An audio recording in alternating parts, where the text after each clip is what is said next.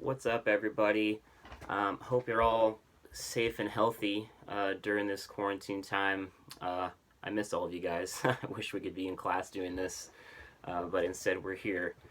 Um, we're diving in this week to chapter 11 and chapter 12, which cover some concepts that we've touched on in class quite a bit, and I think these couple chapters are probably two of the most important ones in the book, in regards to, they might be the most elusive uh, in terms of grasping the concept and how it's applied in the classroom.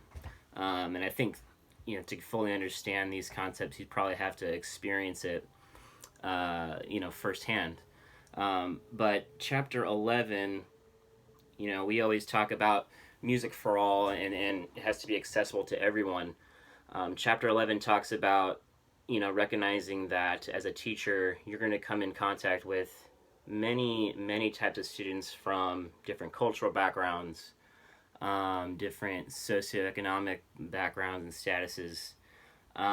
You might teach a student from a very wealthy family, and then in that same class, you'd have a student with, a single mother who works, three full-time jobs to make ends meet.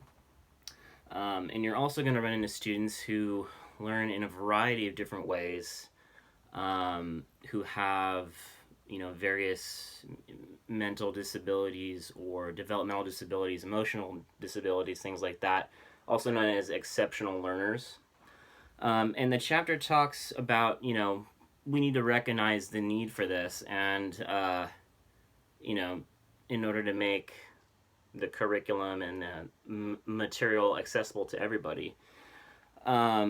And it wasn't until 1975 that the United States passed the Education for Handicapped Children Act, which mandated the use of individualized educational plans, also known as IEPs. And then several years later, in 1990, they had the Individuals with Disabilities Education Act that was passed, which added, the needs to address the needs of children with autism or a traumatic brain injury, ADD, ADHD, things like that. And I think that, I just had my interview with a music educator, and I asked him a question about this. And I think one of the most important things, or I guess concepts, ways of approach, is having effective communication. If a student has an IEP, you're going to be in contact with the counselor quite a bit, I would imagine. And but as a teacher, I would also, start a stream of communication with the parent, and learn about the background of the child, because this will give you a better idea of how to, effectively teach the student if you're having a problem getting through to them, or you'll be able to learn their strengths and weaknesses as well, so that you can tailor the subject or the goal of the class, and make it more accessible to them and everyone else in the class. Um, you know, there's an example in the book where I believe there's a student who doesn't speak English, and I think they're singing songs or something in the book, but the student doesn't speak English, so they typically just sit back and they don't say anything or don't really sing because they don't understand what's happening. And this student is taking classes. In the book, they explain that they're taking morning classes, English as a second language, in the morning, to help them out with that. But a possible solution to that would be to maybe have that class or that student at some point introduce a song in their language, and that could be a way to include them into the class, and also at the same time expose the students to a song in a different language that they would have never heard of otherwise. But I think that the most effective thing would be communication, as much as possible with the parent, with the counselor, and maybe the student themselves, so that they can succeed, in the best way that they can. Moving on to chapter 12 talks about motivation and classroom management and the power that the teacher has in the classroom. Classroom management, I know me included, and a lot of people in the class are curious, like, what do we do? How do you approach a student who is, disrupting the class constantly? Or maybe it's just they seem like they're not motivated, they're too complacent.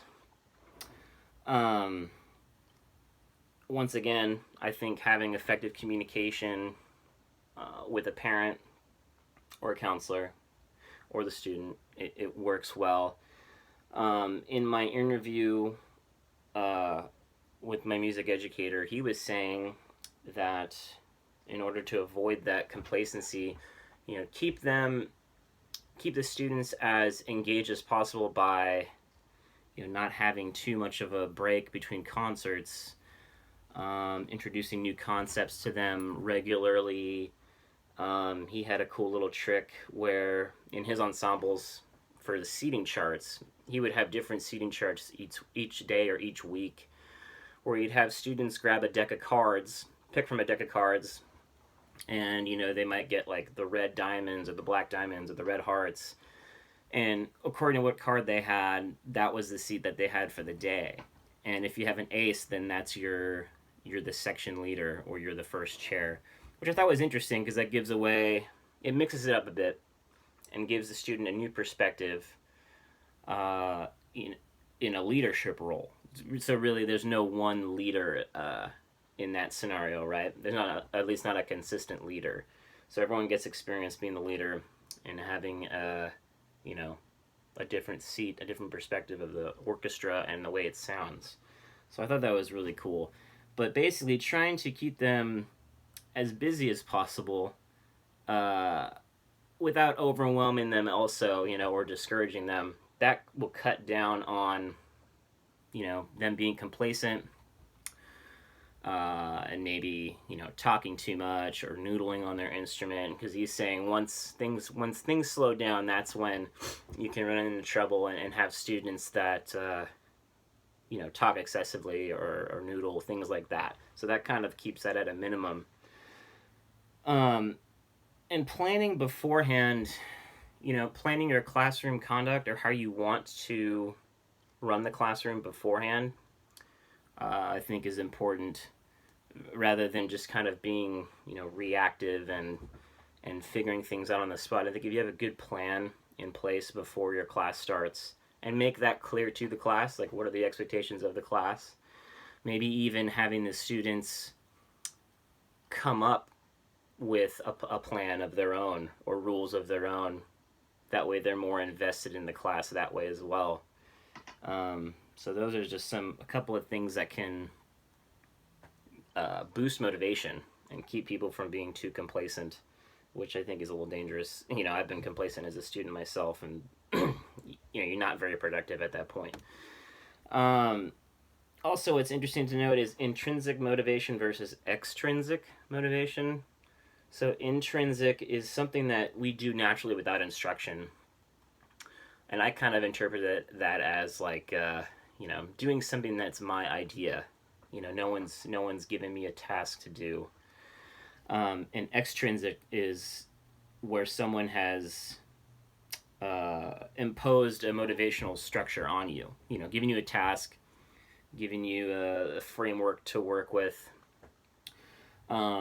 And the book talks about, in order to boost motivation, you can, if you remove the extrinsic factor, remove that outside factor, and make it feel like it's something that the student really wants to do, like they're doing it on their own. So remove that extrinsic factor, that will also boost motivation. So I thought that was really interesting too, something that I hadn't thought of before that.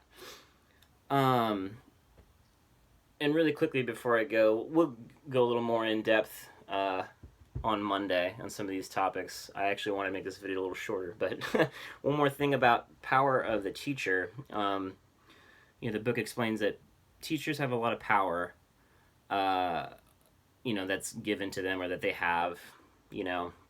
Obviously there's knowledge, but teachers can also be intimidating people. to some. Some might even be attracted to their teacher. You got to be careful because you have this power, and you can affect student outcomes very easily, if you abuse that power. So just recognize that, and I guess tread lightly in some cases. But a good example would be, to show the power of the teacher. If you go on page 246, in the beginning of the chapter 12, brings up a scenario of 3 different students, and they each do not want to practice. They want to finish their math homework first. And you got one teacher who goes, "Okay, I understand. Do what you got to do. That's fine." And then another teacher uses it more of as a punishment. If you don't get out your instrument, I'm going to make you practice for an extra hour. And then the student didn't like that. She responded very negatively. But the third teacher, said, "Hey, look, let's get your instrument out, and then talk about, after the lesson, talk about how can we plan your schedule more effectively so you can finish your homework on time before the lesson." And that, I think, is the best approach. She kind of addressed 2 things at the same time, and got the student to say, "Okay, all right, I'll practice," and then they can work on a better plan later for the math homework. So that's great. One more thing. Also, it's important to not take things personally. If you're in a classroom and a student is constantly playing the wrong note, or one of your students you've been investing a lot of time in with them, or extra time with them, has failed, try not to take it personally. That's kind of an art form, really. It would be hard not to, because you spend so much time with your students, and you care so much about their success. It might be difficult to not be emotionally invested in that, and but we got to be careful and just take our personal emotions out of it. And I think that'll give us the best result there. Anyway, yeah, so that's chapters 11 and 12. Kind of went a little longer than I wanted to. But yeah, hope you're all doing good, and I'll see you on Monday. All right, bye.